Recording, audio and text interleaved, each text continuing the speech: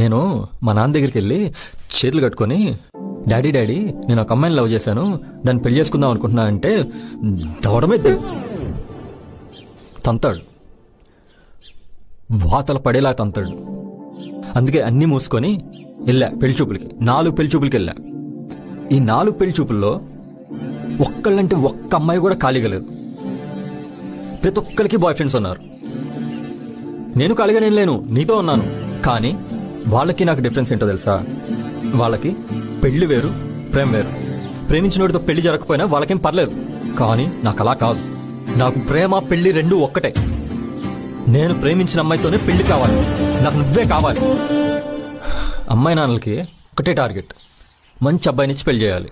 అమ్మాయిలకి ఒకటే టార్గెట్, డబ్బున్నోడు కావాలి, ఫ్రీడమ్ ఇచ్చేవాడు దొరకాలి. అబద్ధాలు చెప్పి పెళ్లి చేయాలని అమ్మా నాన్నలు అనుకుంటున్నారు. నిజాలు దాచి పెళ్లి చేసుకోవాలని అమ్మాయిలు అనుకుంటున్నారు. మా నాన్న ఫ్రెండ్తో మాట్లాడి నీ గురించి చెప్పి మా నాన్నకి మన సంబంధం ఓకేలా చేశాను. ఇప్పుడు నువ్వు ఓకే అంటే మన పెళ్లి, లేదంటే లేదు. ఏంటి అన్నావు? మీరు మమ్మల్ని మోసం చేస్తే గడ్డాల మీసాలు పెంచేసుకొని ప్రపంచానికి చూపించేస్తావా? ప్రాణాలు తీసేసుకుంటాం.